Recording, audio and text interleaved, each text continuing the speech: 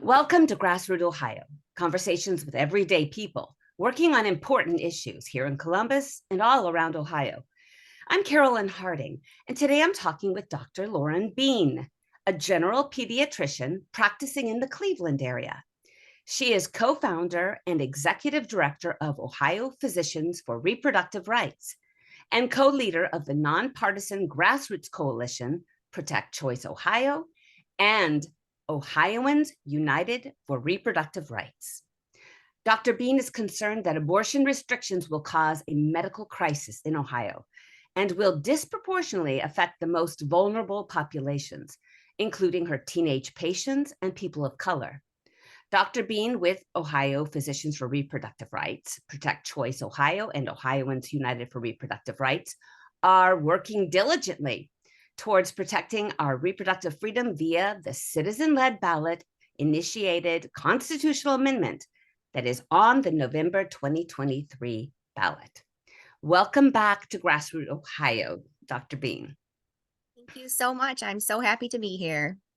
This is our third episode together, where we focused on this momentous campaign to codify women's reproductive rights into the Ohio Constitution at the ballot. It's called Issue 1, and folks are voting now, early as we speak, through the November 7 election. Where are we today, Dr. Beene? Well, we are heading toward the finish line. The time is now. The time is to vote.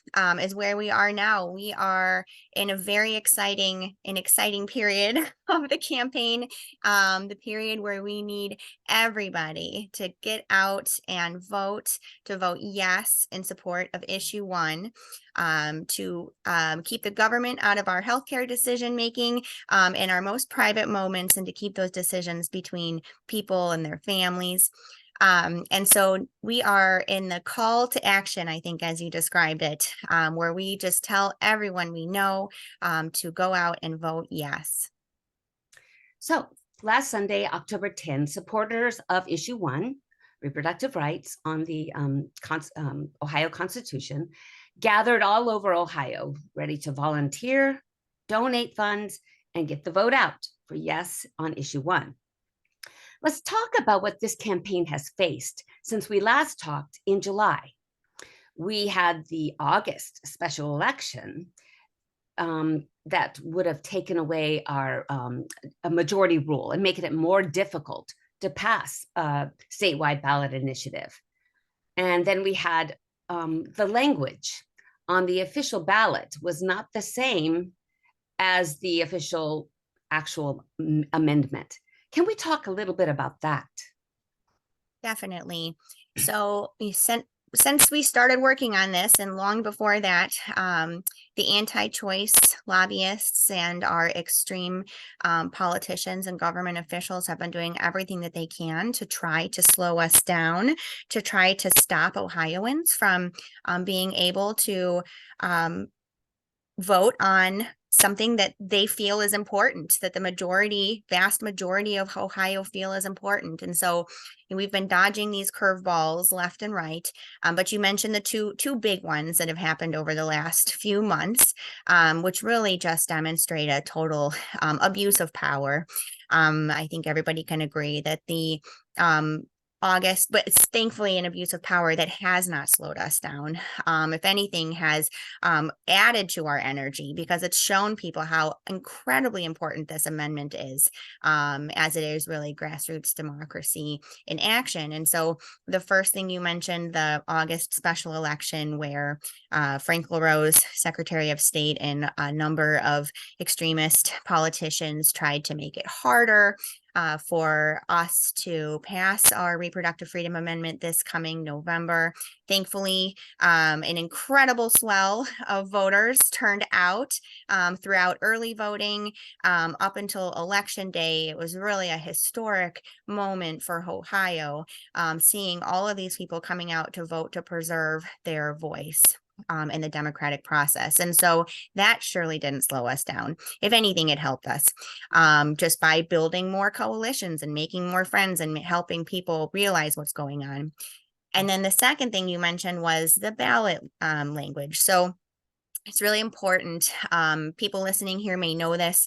Don't assume that your friends know this, that the language that is on the ballot when you go in to vote, and I voted this week, so I saw it with my own eyes. The language that's on the ballot is not the same as the language that's in the actual amendment, which is what we are really voting on. The language in the actual amendment can be read ahead of time at readtheamendment.com. Readtheamendment.com. It's a great place. It is just the language that is what will go into law when issue 1 passes. The language that is on the ballot is intentionally misleading and confusing and is outright propaganda that was written by the Secretary of State of Ohio, Frank LaRose, and unfortunately is what is there on the ballot. But we are not going to let that impact the outcome of this election either, because we as Ohioans are educated voters and read ahead of time and know what we're voting on. So it's just one more. These are, a couple huge ways that they've tried to confuse and mislead voters in a way that is just, not so utterable, but it's not going to slow us down.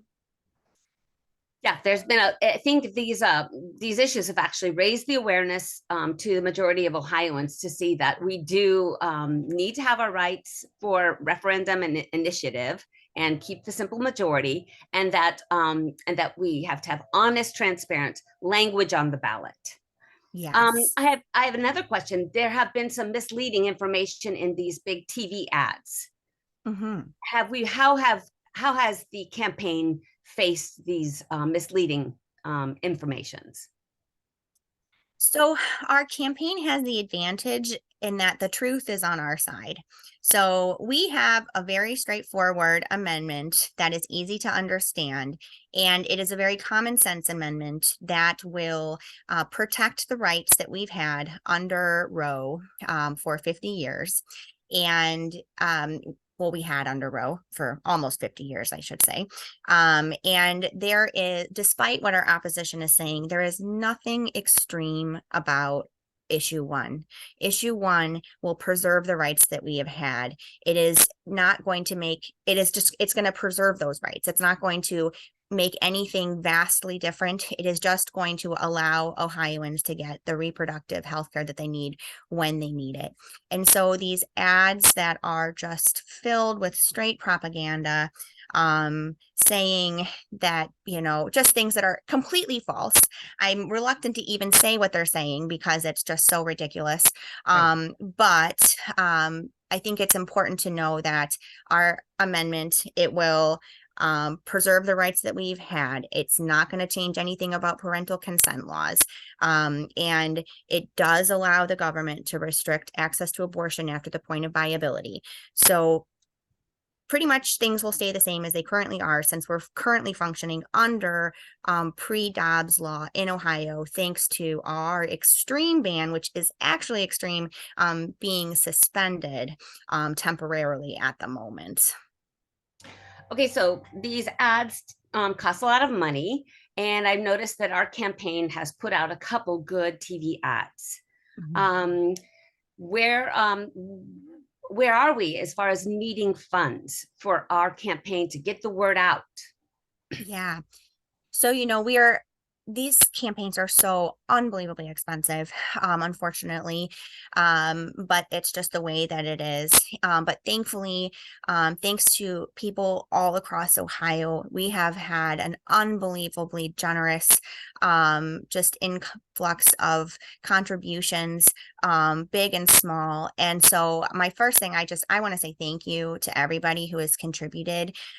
We are so grateful for every dollar that has come in. Every dollar has allowed us to move this forward, to get those ads out. And we will always be fundraising, right? Because this is we're in crunch time. And so if anybody would like to donate, we would be so grateful. You can go to Ohioans United for Reproductive Rights.win, or the abbreviation of that, which is OURR.win. win, WIN, because that's what we're going to do. And we would greatly appreciate any contributions that you might be able to provide. So in addition to funds, we need volunteers. Yeah. Okay. Yeah. And what are the volunteers doing right now, Dr. Beene? So volunteers are doing all sorts of things. We're doing a lot of canvassing. People are knocking on doors, just mind-blowing numbers of doors all over the state, because we know that that is a great way to make sure that people know there's an election coming up, and help to answer any questions people might have. And remind them to get out and vote, with early voting having already started. So if you're interested in canvassing, we're looking for people to do that. We also have volunteers making phone calls and text message, doing text message banking, which is a great way to help out from home if you would prefer not to go walk around, or you can't. There are many ways to help from home. People are writing postcards. They are helping with, really just spreading the word in their communities, getting signs and, telling everybody that they know, vote yes. You can vote already. You can go today during your lunch hour, that kind of thing. It adds up. And if you want to volunteer, if you're looking for opportunities, I'm sorry, I didn't mean to cut you off, Yes, go Carolyn. ahead. You can also find that at OURR.win. So Ohioans United for Reproductive Rights.win. There is a place where you can sign up to get your name on the email list. And there's also one of the tabs takes you to like an embedded mobilize portion of our website, I'm pretty sure, that you can look and see what's going on in your area. All right, this is Carolyn Harding with GrassRoot Ohio. And today I'm talking with Dr. Lauren Beene, and she is one of the leaders of Ohioans United for Reproductive Rights. And we are pushing for the campaign Yes for Issue 1 in Ohio, this November ballot. So what kind of help are we getting from our allies in other states or even in other countries? Great question. We are getting so much help from others. Well, so let me say this. We are getting an incredible amount of attention from other states, right? People are watching us, and that is important for so many reasons. Mostly, helping to spread information through local and then also national media outlets is a great way to just generate interest and awareness of what's going on here. We in Ohio, as many people might know by now, we are the only state that has the ability to vote on reproductive freedom through a constitutional amendment process this year. But next year, numerous states will be voting similarly. And so everybody in those states is watching what's happening, and on other states too are watching what happens in Ohio, because we have to win this, not just for us, but for the rest of our country, and carry that torch over. And so honestly, I think that the most incredible way that people in other states have been helping has been through spreading information, through paying attention, and that kind of a thing. Internationally, I am not sure. I don't know a lot about how people internationally are, paying attention or, helping in any way. That I know really not much about. I'm so focused on Ohio right now. But I can feel that energy and support from all over, because people are rooting for us. Well, I grew up in Columbus area, Central Ohio, and I have sisters that live all over the United States.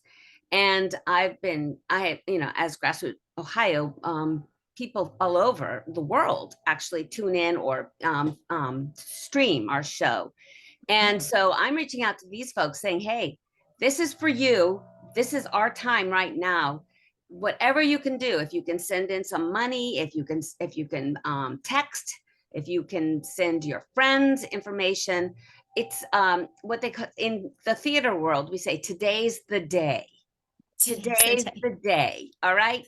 Yeah. It's now or never. So let's get busy. Let's get involved. Let's pull out our credit cards and put our calendars, things that we can do. Personally, I have my own campaign, how I'm raising awareness and funds in a kind of creative way with my wedding. I pulled on my wedding gown, which is an iconic image of women. And I'm using that to help me raise funds for Ohioans United for reproductive rights. So I think everybody can do it their own way. If you like knocking on Definitely. doors, if you like making phone calls, that's what you can do. Yep. And Yep. where can they get more information? OURR.win or Ohioans United for Reproductive Rights.win.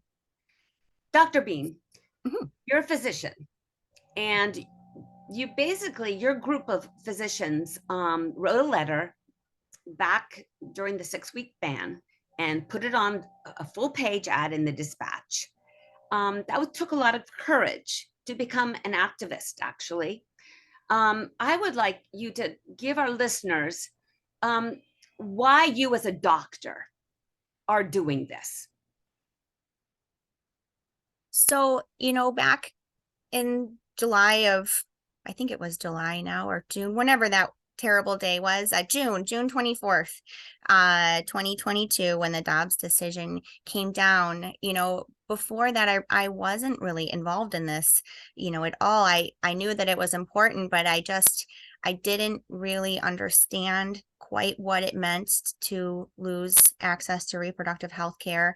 And I didn't really understand the power of my individual voice at all. Actually, I had no idea the power of my individual voice. But when I came to clinic that Monday after the Dobbs decision, and I could just see what a crisis we were entering, I, heard scared voices of, a mother who called asking if we should put her daughter on birth control to protect her if she were raped and impregnated, which is a horrible question. But, we saw that happen. And I think it was Mississippi with the 12-year-old girl who ended up being having to carry a pregnancy to term of her rapist, which is just horrifying. Having those kinds of conversations, seeing that, I had patients who were, in with this new obstacle, this new barrier, I could see how patients with less financial means would have an incredibly more difficult time getting the care that they needed than would my wealthier patients, who happen to be born into a different neighborhood. And I just couldn't sit watching that happen, because as a doctor, it's my duty to make sure that my patients can get the care that they need when they need it.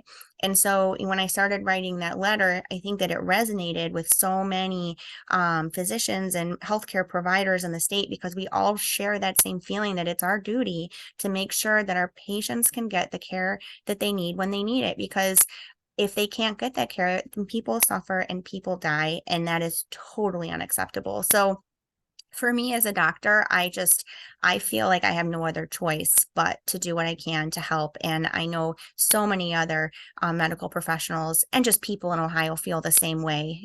We all feel that this is absolutely terrible, and we need to stand up for our rights to make our own medical decisions and to keep the government out of those most private medical decisions. And to segue into that same area of medical, I have a niece that just finished medical school and is going into OBGYN. And Awesome. right now, Ohio wasn't an option if she wanted to learn everything to do to health care for women's reproductive rights. So unfortunately, we lost someone in Ohio that would have been incredibly good. And talk about that as far as like people wanting to come or not wanting to come to Ohio unless we do get those reproductive rights. Yes, and that is a huge problem that we will face if we do not pass issue one, is that we will not be able to retain medical students, nursing students, therapy students.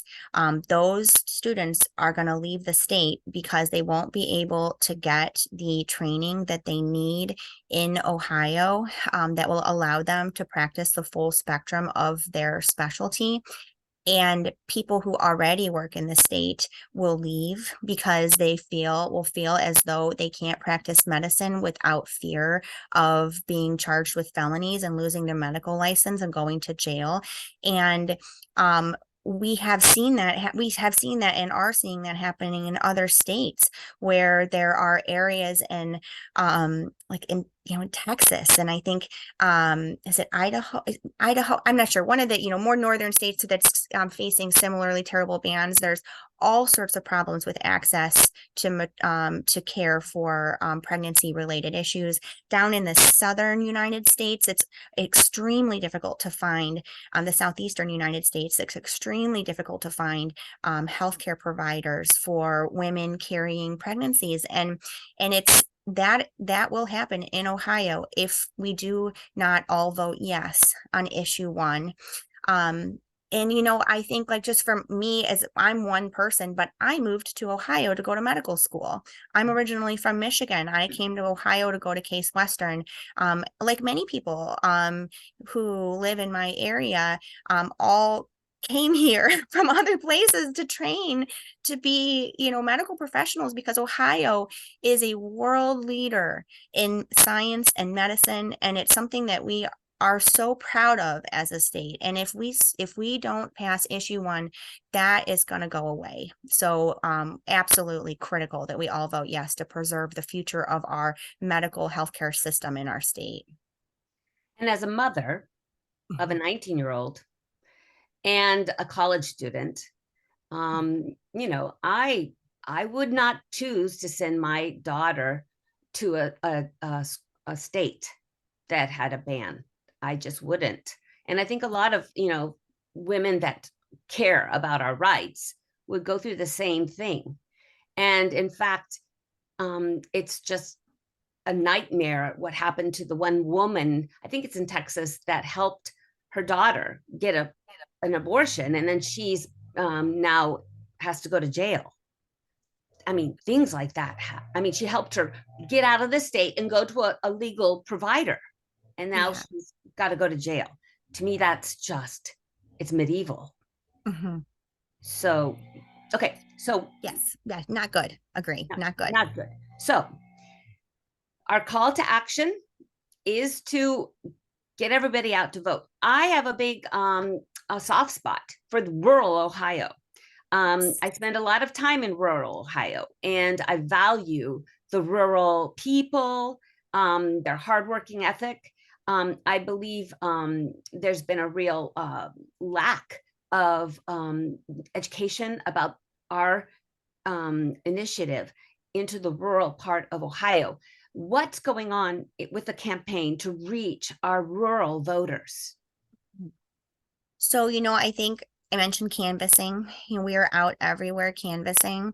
And we have a lot of information that comes through in our advertisements and messaging through TV, radio, digital, that all states truths.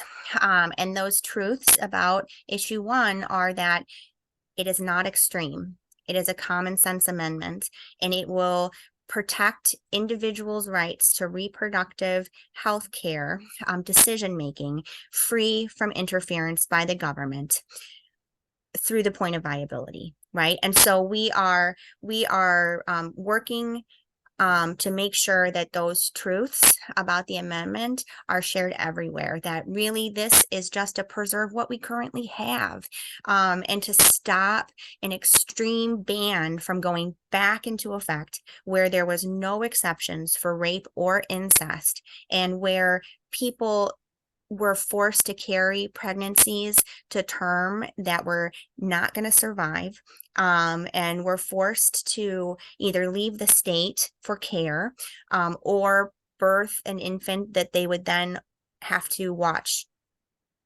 die, which is torture. And so we cannot allow that to happen. So that is extremism. That ban is so extreme and heartless and cruel.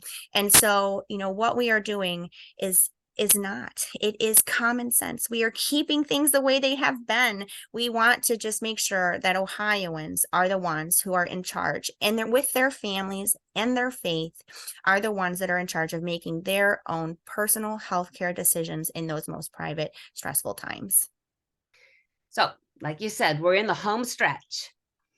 And I'm one not to take it for granted and to push to the end, because we don't want to let our guard down. We don't want to leave anything undone. Correct? Yeah. So, Right. what's your one big wish for our listeners? My big ask is to identify 10 friends that you can tell or just approach and say, hey, did you know that there's an election coming up in November? Don't assume that anybody knows about this, because they might not, depending on where we're getting our information, they might not realize what's going on. So identify 10 friends and ask them, do they know that there's an election coming up in November? Do they know that issue 1 is up for vote, and that by voting yes, we can protect our access to reproductive health care, and to keep the government out of that personal decision-making process? Do they know that? Will they vote yes? And help them make a plan. Ask them if they have a plan. So make sure they know that there's an election. Make sure that they know that they should vote yes and why. And then make sure that they have a plan to vote, and including early voting at your county board of elections Monday through Friday, or through on election day. But I'll tell you, election day is totally crazy. We saw that in August with those insane lines wrapping around buildings. So to avoid that mess and to make sure that you are able to vote, I would vote early, just like I did this week. It was so easy and I felt so great about it. I'm voting today with Yay! my 19-year-old daughter too. Awesome. Yeah. Fantastic. Okay. And I just wanted to say how grateful I am for you and your fellow physicians who wrote and started this ball rolling, that letter in the dispatch. And you experienced the impact of the 6-week abortion. You took action to protect your patients, yourselves, and the reproductive rights of all Ohioans. Thank you for standing up, organizing, collaborating, advocating, for being a brave activist. And I just wanted to ask you, what are you grateful for? Oh, I'm grateful for you, Carolyn. I'm grateful for you. I'm grateful for all of the listeners. It has been so humbling. I have my mental image of myself in this process is that I feel like I'm a little pebble that just kind of was at the top of an avalanche that was about to go off in the summer of 2022. And that avalanche is made up of all of us. We are all pebbles. We are GrassRoots Ohio, the citizen initiated constitutional amendments. It's the most pure, beautiful form of democracy. And these would not be possible if it weren't for every single one of us. So, I am so grateful that we are all standing up together. We are voting. We are sharing our stories. I'm just so grateful for every single person in Ohio who has been essential in making this move forward. And that is every single one of us in that avalanche. And we are not stopping anytime soon. We are going to just plow through November 7th, and we are going to protect these rights together as this powerful grassroots force in Ohio. Thanks so much, Dr. Beene. Thank you, Carolyn. Thank you so much. And thank you, everybody listening. We're almost there. We just got to not slow down, keep moving forward, and we'll get it done. All right. Today's the day. Today's the day. You've been listening to GrassRoot Ohio with Dr. Lauren Beene, co-founder and executive director of Ohio Physicians for Reproductive Rights, co-leader of the nonpartisan grassroots Coalition Protect Choice Ohio, and Ohioans United for Reproductive Rights. In addition to our Friday 5 p.m. broadcast on WGRN, we are also airing at 2 o'clock on WCRSFM.org Columbus. You can find us on SoundCloud, Podcast, Apple Podcasts, Spotify, YouTube, Facebook, and Instagram. Thanks for joining us.